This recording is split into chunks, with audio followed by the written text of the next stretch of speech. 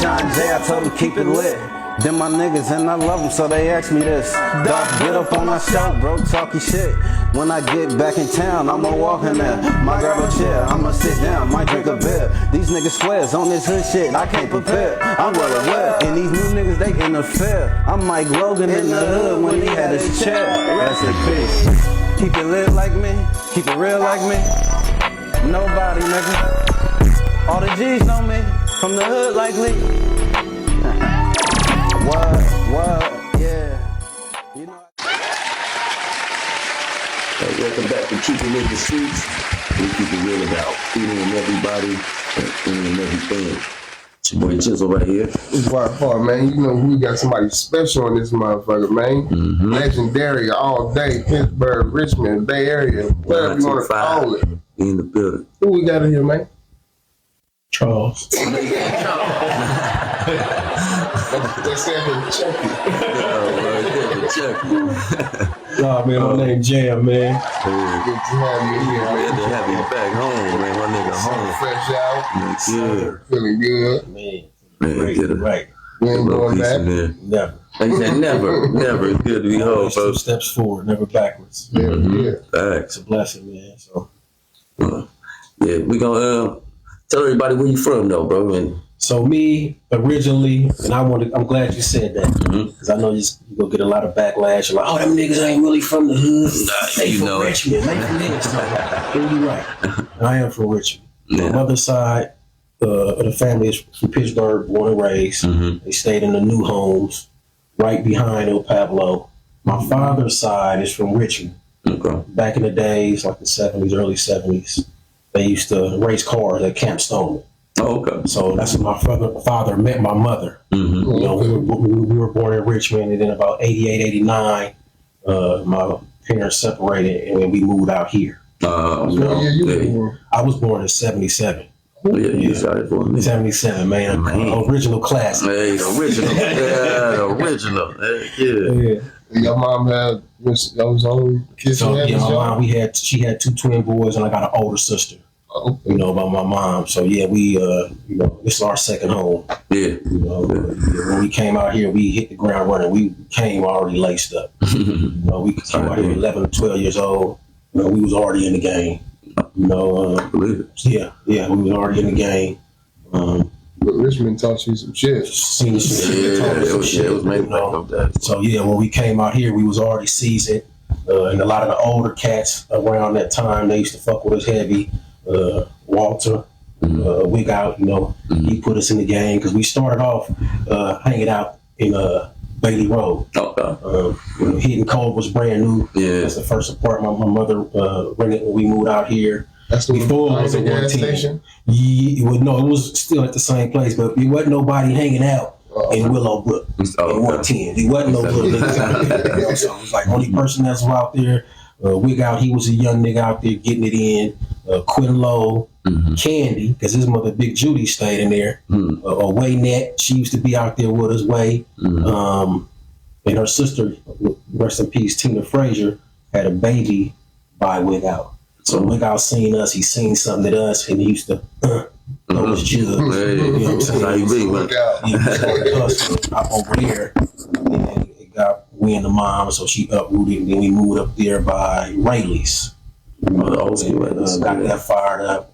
So around 91, 92, we ran across Tone Dargan, Big Bruh, at 7-Eleven. Because when we left Willowbrook, we moved up by 7-Eleven. We fired that up. Uptown. We started a game called BDC. We fired that up. We was trying to make that our dope track. Me, Brittle, Ryder, Spice, Modine, Chapalo, a few other cats, Chi-Chi. You know, and then we migrated to the hood, then Jack, you know, Fetty Nam and Rob Lowe, all them, they started to incorporate that era.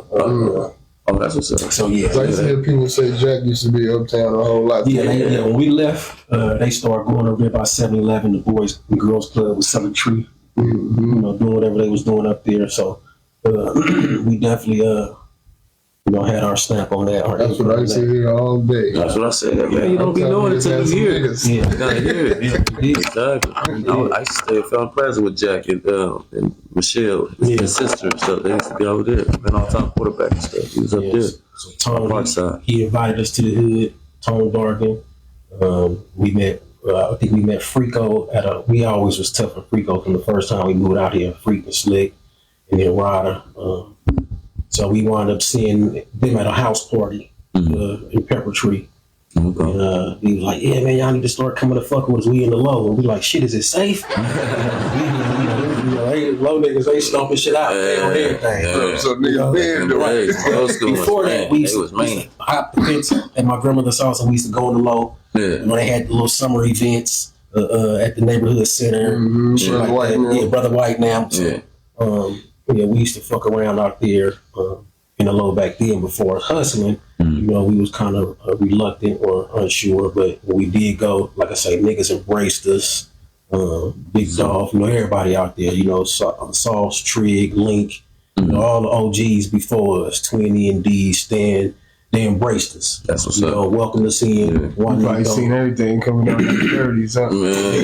Middle lot. So back then we was in the middle lot. When we started on the corner, and then June K and Trig and them used to be in the alley, and then Hoop and everybody else used to be in the middle lot. The middle lot was total different beast. It was a lot going on in there. So even though niggas was hanging out there, you try to avoid the middle lot. Middle lots. Remember the police station too?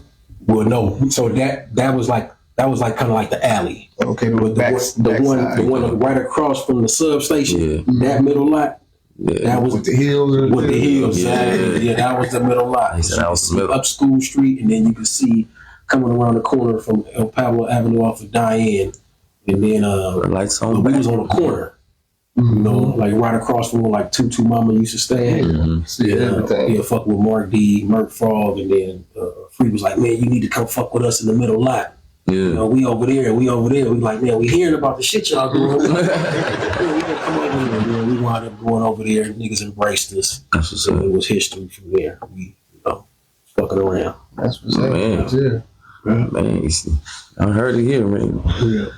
Well, y'all know how this game work. I'm gonna ask him a pretty decent amount of questions right here we got for him, and if he plead that fifth, it ain't a fifth right here, but he gonna take a sip for y'all, man, just for y'all, you know what I'm saying? But hopefully he ain't gonna plead the fifth. So you about ready to do it? Yes, sir. All right, get to it. All right.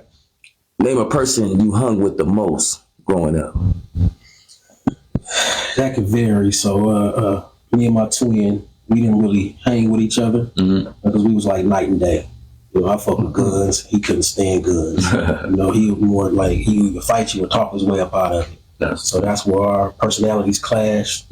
But growing up, I could be with Freak at one particular span of time. I was fucking with Gully Tough. I was fucking with anytime me and Tello was out together. We was thick as thieves. Tello. As far as the end, me and Satch, and then right before our little situation, it was me and Dow. You and Dow? We lived together, we fought together, we on the run together. Out of all those names, who would you say you hung with the most out of all those names? The most, I would say Dow. Shout out Dow, man. Shout out Dapper Dow. We did it. We've been through a lot. Okay. I believe it. Been through a lot. A whole lot in that little time. Yeah, exactly. That's what I'm saying, man. We was homeless. We was on the run together. We was being hunted together. So it was like, did it all. Yeah, a lot of trauma. Yeah. All right. Name someone who gave or had the most game to you, gave you the most knowledge, and that stuck with you the most.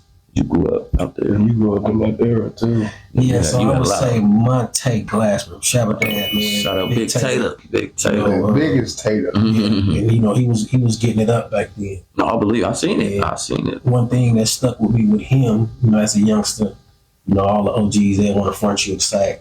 Come man, take this, bring me back XYZ. He would say, look, sell your own shit. Don't let nobody put no bundle in your hand because If you lose it, you still got to pay for that. Yeah. So it was like, man, just fuck with me. Here, take this. That's yours. Just spend that money with me. Yeah. It's the same game that I was trying to incorporate when I was doing what I was doing. Yeah. You know what I'm saying? Here, take this in. Give me 500. Yeah. You know what I'm saying? When you get done with that, come back and get another one.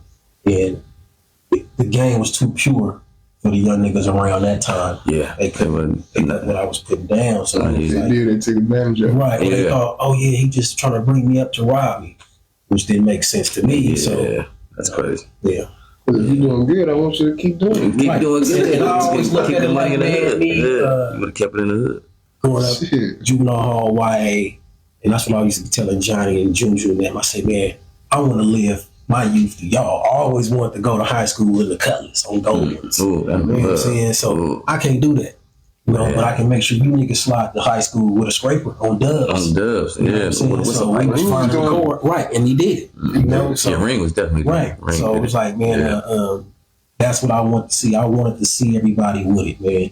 And you ain't got to worry about, motherfucker hating on you or telling you what you can and can't do out here. Just come let me know, and I'll clean that up for you. Okay. So a lot of people, they didn't know the backside to the story. They just always knew about the negative shit. Yeah. So, I always get across the ring. I say he was in our era. He did it. Yeah, he was a good hustler. That's what I did. I seen the young niggas who was out there with me, and sun up to sundown, they out there. Yeah. And then I'm watching, and I'm like, and then a lot of them they buying D from me. So I'm like, damn, I was inspired. Like, this little nigga really getting money. Yeah. So I was like, man, I was a driver, man. I know. Right. So my way to invest in them, I'm like, man, don't even trip. Just bust the play here. Yeah. You know what I'm saying? You ain't got to spend nothing. The shit you've been working with and whoever you've been dealing with, continue to do with them. But let's run a machine like they do in Oakland, like they do in Frisco, like they do in Richmond. Just try to run a machine. Yeah. Like I say, the game was too pure for them at the time. They didn't really understand it. Yeah. So it's about that system. You try to establish it, but people don't understand it. But let's move on to this one. Name the fastest runner you ever seen from the 925, man. You say geez, they had no tips like that, man. Because there was a lot that had wheels, man. We had to do a few. I always heard Jerry Rhodes. Jerry Rhodes. Huss had tips though. I think he did. Yeah, Huss had them long wheels tips. Gary said he beat him though. I don't know. Yeah, but Gary tips though. So you said Jerry Rhodes? Jerry Rhodes. Jerry Rhodes. Shout out Jerry Rhodes. Yeah. Heck yeah, man. When they get that fear in their heart running, I don't know if he ran from the police. Sean Rhodes' brother, Jerry, him and your brother was tough. They speak. His name was J-Dog. J-Dog. That's his last name? Yeah. Oh, okay. That's I think your brother said it. Anyway, yeah, that's what he said. Yeah, J-Dog. Shout out J-Dog again. Okay. I was like, he didn't say Jerry Rhodes. I was like, I know J-Dog. Yeah. All right. Shout out J-Dog. Yeah. All right. I'm going to move on to this one. Name a Mac that attracted the most, the most females. I mean, if it was a female that attracted the most females. So in my era, I would say Frico. Shout out Frico. And then Mojo too. Okay, so Frico and Mojo. They say Modine had them too. Modine did. He said he had them. That's what's up. All right. Shout out to all them. All of them. Yeah. All of them. You're a legend. All right. Name the top hustler. Who would you say was the top hustler in 925? It was a lot of good hustlers around. It was a lot. And like just even the 925, I gotta give credit when credit is due. And I always admired these niggas, even though we wasn't on the best terms. But the nigga Jay, he was a good hustler. Jay, shout out Jay. Jabbar, man, rest in peace. The niggas was good hustlers, man. I give them that. All right. Shout out Jay and Jabbar. But as far as like in the hood, I would say Mojo for sure. Okay. Because he'd get on the state on the highway with it. He ain't Mojo. But he always had his bread. And then Ayani too. Ayani, she was out there with the best of us. I see her coming with them big ass rocks. She was taking over at one point. Throw her shit. Yeah. Biggs, he used to fuck with. He had my first rock. You couldn't be on the dirties at a certain time, but like when we did, slide through, That's all good. All right, we'll move on to this one. Name the realest person from the 925. Someone that would never stab you on your back. Always had your back if anything goes, no matter what. Say that one. We all got somebody. Somebody up there, man. It's It's a few of them, you know. It's a lot of real people. It is. It's too many just to single out one person. Make everybody else feel bad. Right, because there's so many like that. And that's what I value. I appreciate everybody, you know, even going through the situation I went through. You know, I had niggas that was there the whole 21 years. Right. You know, so people coming to court dates, you know, Reed, Tello, you know, they was right there, you know, and even people that I did shit to, you know, to be able to repair a relationship with them, you know, after I was in the wrong, they came and supported me, you know, Chi-Chi, you know, so a lot of people, man, I don't want to just say one person. Well, that's what that bottle That's what that bottle's for, man. Here we go, man. The first one of the day. Plead the fifth. Oh, my God. When he pleads, start seeding. Not start seeding. Okay. All right. We'll move on to the next one. It's be interested. Name the best mechanic from the 925. What do you say? Oh, Jake. James, Jerry Nolan, man. Shout out. Jake Nolan. Jake Nolan. Man, that man know how to work on any kind of car, truck, anything, man. Man. Couldn't believe it when he was gone, bro. I remember I burnt the clutch out. With my sister car some years ago, and I was stranded. I don't know how he got the car to roll. But he wound up fixing that motherfucker so I could at least cruise and shift the gears at like 10, 15 miles an hour. Gonna get going, bro. He will get you going. I don't know how he did it. He was like, man, I don't know, like, what the hell you did to get the car moving, but it's a wire connected from the gas tank to the clutch. It couldn't blow up and it was a spark. That nigga, he did that. He brought my scraper back. I couldn't believe it. Right there. Yeah, bro. He gonna get you out of here. You didn't even have to go buy some parts most of the time either. He just still had to repair the clutch. Yeah, exactly. He said, I was gonna do this. And then he get it going. Yeah, I'm gonna get you off the side of the cone. That's how he was, man. Straight up. Shout out Jank. But move on to this one. Name the most respected person from the 925. Who you would say the most respected? Always got respect from everybody. Can basically stop anything. Stop some funking or something. I mean, even if they all they gotta do open their mouth, maybe. I always say that like somebody can break up a fight like both of y'all like, oh shit, this nigga he telling us to not fight. Fuck it. There's a lot of respected people too. I'm trying to think of one of the elders, the seniors. Yeah, that, I don't know. I would say maybe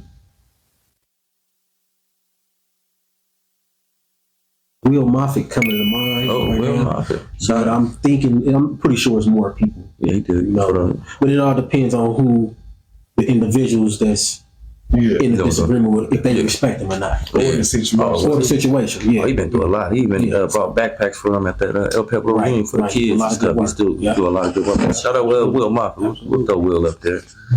Yeah, he's good. He's a good dude. All right, we'll move on to this one. Name a legend from the 925 and why you would consider them a legend. I would say probably Hoop.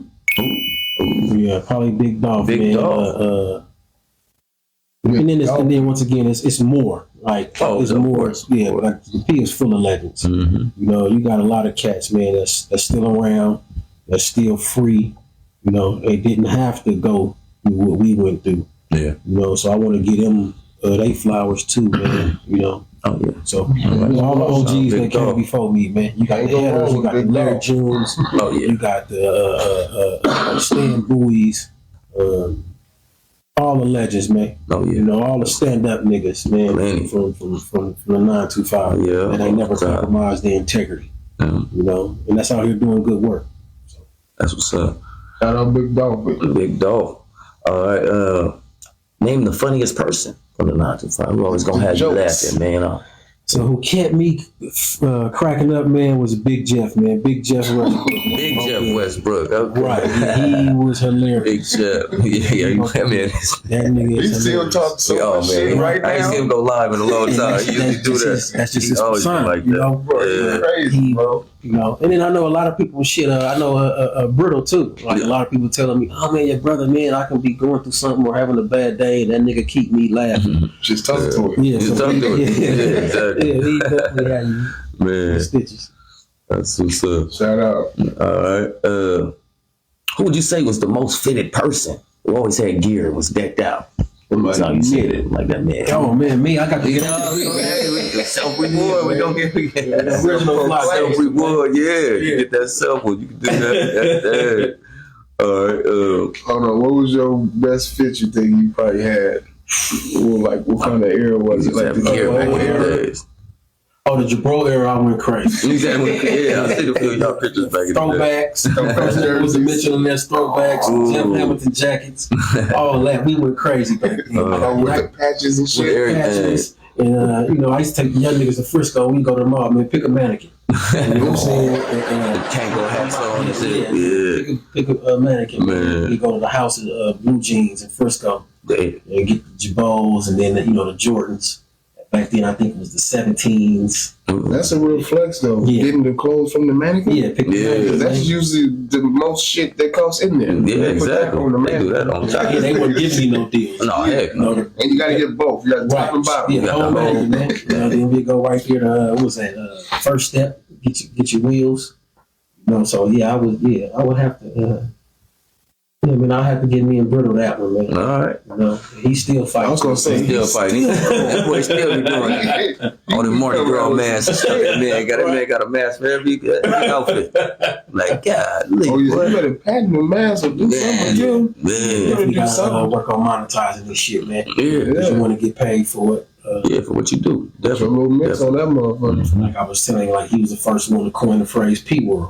Yeah. He was saying that back in 96, 97. Yeah, so just saying it, or when he was doing music and shit. He was saying it. He actually put it in some music because back then they had Rich Town, they had The Town, they had City. So from San Francisco. So he was like, put the P World on there. Yeah. If he would have monetized that, man, had that trademark, man. Got to. Right, he could have been getting the bag. Oh yeah, definitely. You just bring up an old song and just put it out there, nigga. I was the first. Yeah, I was the first one. Yeah, don't respect it. All right. Name the best rapper from the 925. Man, my brother, man. That boy Rodder. That boy Rodder, J. Clyde. Shout out Rodder. Fly gangster. Yeah. That boy had slaps. He still got him. He's still coming with him and stuff. I look at him like the Nas of our era over here. And it's funny you say that because that's who, early on in his career, that's who he used to model his style after. He was heavily influenced by the East Coast. He even resembled Nas. And when you listen to his early music, the way he can narrate a story and tell it, it make you feel like you right there. You know what I'm saying? Like you can't help but feel it. Especially if you live that life. Like I be hearing his certain shit he be rapping about, and I'm like, I remember that. I remember that. Sitting in the corner, saying the word they say. Showing the figures. Right. Hustling in the Rain. That was the one. He came on that one. All right. I'm going to this one. Name the most successful person to come out the 95. Who'd you say that went from nothing to something? Once again, it's a lot of people that's successful, man, that's doing their own individual thing, man, and that's out here thriving. Yeah. But I'm extremely proud of Tello. Shout out Tello. What he's been doing. It shows resilience, coming home from prison, moving out of state, putting 2 kids through college, starting his own business to provide a way not only for himself, but for his partners, for his family. What do you do? He do construction, carpentry work. So this nigga, he build houses. He build his own house. That's that bread. Right. Yeah, exactly. So have a business way. And then Cordell too, man. Cordell, shout out to Cordell, man. What he doing? He bringing something to the community. He got the Lions Den boxing gym that works with youth. Yeah. A lot of underprivileged youth. And then to see what he did with Amari Jones. Yeah. He had mentored him since he was 9 years old. That's what's So to see him and then how far he's come along, man, I'm extremely proud of both of them brothers. Yeah, they got some accomplishments right there. All right. Move to this one, man. They were knockout artists. Who they always had here. Y'all had a lot of those. Somebody to sleep. There was a lot of them. You was one of them too. Yeah. I would say Dolph. Shout out Big Dolph again. He used to slap him to sleep. He said to slap him to sleep. Slap sleep. He made it seem so effortless. Like when it was almost like if he swing, he for sure going to sleep. So I would definitely get out with him. All right, shout out Big Dog. Name the person with or who had the cleanest ride from the 925, man. It was too many. Yeah, and it was too many niggas. Everybody, that's one thing this little hole in the wall was known for, man. They was known for clean whips. That was too many. Right after Oakland. June Burks kept something. Yeah. He kept something beefy. So yeah, I would get at the June Burks. June Burks, shout out June Burks. Heck yeah. All right. About to hit that female section, man. That's what that sound is. You probably don't hear it right now, but they hear the sound. But this is where a lot of people plead the fifth. And, it's a lot of women out there want to know, bro. And I'm pretty sure it's a lot of women out there want to hear from you, too. See what you got to say. So, we finna hit it up with this one. Name your first love on the 925. My mama. Your mama. Straight up. First love. We'll get that to it. We go there. Straight up. All right, and say your mom name for the record for this. Gil, man. Gil Gordon. Yeah. Shout out to Gil. Looking very good, too, still. All right. Name a female you always wanted, but never got. There's something out there. Now, we're not saying that you want her still. It is something out there. It was somebody you wanted back in the day. You never made your move, or, it is what it is. Yeah, it is. There's a few, man, but I'm going to plead the fifth. All right. I don't want to separate nobody. You don't want to separate nobody. Protect the egos of the young ladies. Oh, man. All right. Moving on to this one. Name the best looking female from the 925. Who would you say? Not saying that you want her or nothing, but her looks is just up to par. Just top to bottom. There's a lot of gorgeous women that's out here, man, that I came up with. So it'd be unfair just to single out one of them. Okay. Without naming all of them. Okay. And I would name a few, but I don't want the rest of them to feel left out. Mm-hmm. What about me? What about me? They deserve their credit. So I'm just saying a lot of. Yo, we apologize, man. We had technical difficulties on that one. The mics went out on us, and, man, it took away a lot of footage, some good footage, man. He gave us some good answers, man. We're going to give it up to Jim, and I'm going to sit right here, and I'm going to, give y'all the answers to the rest of his questions that we asked. It was, man, that was an epic episode right there, man. And it's still good. I want to say it again, man. It's good to have Brody on, man. So I'm going to read it to y'all. We asked Brody who the best looking female was in the 925, and he played the fifth. He said it wasn't fair. So we're gonna he drunk some for us, and, man, it was funny, man. It was funny. We went on to the next one. It was the best body shape. Who had the best body shape in the 925? And what do y'all think Brody said? He played the fifth again. Hell no! All right, and then we went to the next female question. We asked him, name a female that's not to be played with. And he actually gave an answer on this one. It was, he gave it up for Yanni Bo. Shout out Yanni Bo, the 925.